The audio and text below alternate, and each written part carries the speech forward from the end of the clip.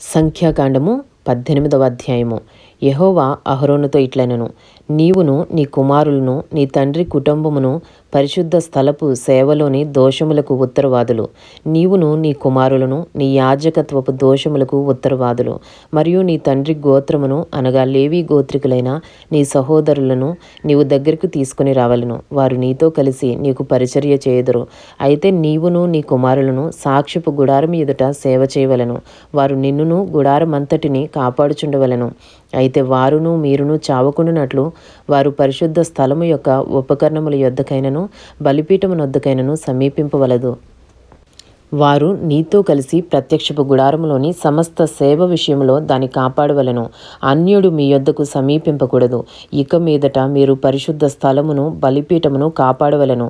అప్పుడు ఇశ్రాయేలీల మీదకి కోపము రాదు. ఇదిగో, నేను ఇశ్రాయేలీల మధ్య నుండి లేవీయులైన మీ సహోదరులను తీసుకుని ఉన్నాను. ప్రత్యక్షపు గుడారం యొక్క సేవ చేయుటకు వారు యెహోవా వలన మీకు అప్పగింపబడి ఉన్నారు. కాబట్టి నీవును నీ కుమారులను బలిపీఠపు పనులన్నిటి విషయంలోనూ అడ్డతెర లోపలి దాని విషయంలోనూ యాజకత్వము జరుపుచూ సేవ చేయవలను. దయచేతనే మీ యాజకత్వపు సేవ నేను మీకు ఇచ్చియున్నాను. అన్యుడు సమీపించిన యెడల మరణశిక్ష నొందును. మరియు యెహోవా అహరోనుతో ఇట్లనెను, ఇదిగో, ఇశ్రాయేలీలు ప్రతిష్ఠించు వాటన్నిటిలో నా ప్రతిష్ఠార్పణములను కాపాడు పని నీకిచ్చియున్నాను. అభిషేకమును బట్టి నిత్యమైన కట్టడ వలన నీకును నీ కుమారులకును నేను ఇచ్చియున్నాను. అగ్నిలో దహింపబడని అతి పరిశుద్ధమైన వాటిలో నీకు రావలసినవి ఏవనగా వారి నైవేద్యములన్నిటిలోనూ వారి పాప పరిహారార్థ బలులన్నిటిలోనూ వారి అపరాధ పరిహారార్థ బలులన్నిటిలోనూ వారు నాకు తిరిగి చెల్లించు అర్పణములన్నీయు నీకును నీ కుమారులకును అతి పరిశుద్ధమైన వగును. అతి పరిశుద్ధ స్థలములో మీరు వాటిని తినవలెను. ప్రతి మగవాడును దానిని తినవలెను. అది నీకు పరిశుద్ధముగా ఉండును. మరియు దాని దానములలో ప్రతిష్ఠింపబడినదియు ఇశ్రాయేలీలు అల్లాడించు అర్పణములన్నీయు నీ వగును.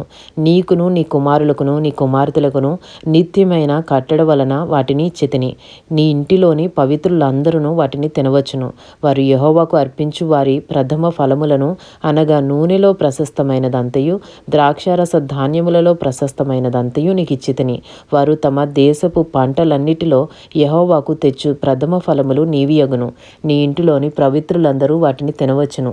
ఇశ్రాయేలీల్లో మీదు కట్టబడిన ప్రతి వస్తువు నీదగును.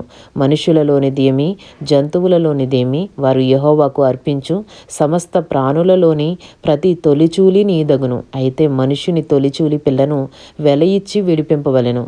అపవిత్ర జంతువుల తొలిచూలి పిల్లను వెల ఇచ్చి విడిపింపవలెను. విడిపింపవలసిన వాటిని పుట్టిన నెల నాటికి నీవు ఏర్పరిచి వెల చొప్పున పరిశుద్ధ మందిరము యొక్క తులపు పరిమాణమును బట్టి 5 తులముల వెండి ఇచ్చి వాటిని విడిపింపవలెను. తులము 20 చిన్నములు. అయితే ఆవు యొక్క తొలిచూలిని, గొర్రె యొక్క తొలిచూలిని, మేక యొక్క తొలిచూలిని విడిపింపకూడదు. అవి ప్రతిష్ఠితమైనవి. వాటి రక్తమును నీవు బలిపీఠం మీద ప్రోక్షించి యెహోవాకు ఇంపైన సువాసన కలుగునట్లు వాటి క్రొవ్వును దహింపవలను. వాటి మాంసము నీదగును. అల్లాడింపబడు బోరయు కుడి జబ్బయు నీదైనట్లు అదియు నీదగును. ఇశ్రాయేలీలు యెహోవాకు ప్రతిష్ఠించు పరిశుద్ధమైన ప్రతిష్ఠార్పణములన్నిటినీ నేను నీకును నీ కుమారులకును నీ కుమార్తెలకును నిత్యమైన కట్టడను బట్టి ఇచ్చితిని. అది నీకును నీతో పాటు నీ సంతతికిని యెహోవా సన్నిధిని నిత్యమును స్థిరమైన నిబంధన. మరియు యెహోవా అహరోనుతో ఇట్లనెను, వారి దేశములో నీకు స్వాస్యము కలుగదు. వారి మధ్యను నీకు పాలు ఉండదు. ఇశ్రాయేలీల మధ్యను నీ పాలు నీ స్వాస్యము నేనే.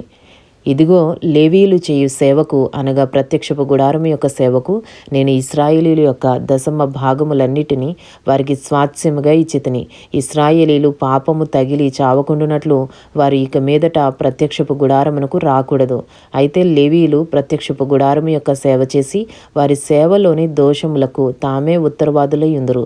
ఇశ్రాయేలీల మధ్యను వారికి స్వాస్యమేమీ ఉండదు. ఇది మీ తరతరములకు నిత్యమైన కట్టడ. అయితే ఇశ్రాయేలీలు యెహోవాకు ప్రతిష్ఠార్పణముగా అర్పించు దశమ భాగములను నేను లేవీయులకు స్వాస్యముగా ఇచ్చితిని.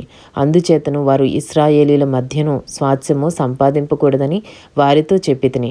మరియు యెహోవా మోషేకు ఇలాగు సెలవిచ్చెను, నీవు లేవీయులతో ఇట్లనుము, నేను ఇశ్రాయేలీల చేత మీకు స్వాస్యముగా ఇప్పించిన దశమ భాగమును మీరు వారి యొద్ద పుచ్చుకున్నప్పుడు మీరు దానిలో అనగా ఆ దశమ భాగములో దశమ భాగమును యెహోవాకు ప్రతిష్ఠార్పణముగా చెల్లింపవలెను.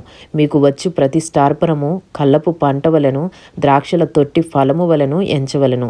అట్లు మీరు ఇశ్రాయేలీల యొద్ద పుచ్చుకొను మీ దశమ భాగములన్నిటిలో నుండి మీరు ప్రతిష్టార్పణమును యెహోవాకు చెల్లింపవలను. దానిలో నుండి మీరు యెహోవాకు ప్రతిష్ఠించు అర్పణమును యాజకుడైన అహరోనుకు ఇయ్యవలెను. మీకియ్యబడు వాటన్నిటిలో ప్రశస్తమైన దానిలో నుండి యెహోవాకు ప్రతిష్ఠించు ప్రతి అర్పణమును అనగా దాని ప్రతిష్ఠిత భాగమును దానిలో నుండి ప్రతిష్ఠింపవలెను.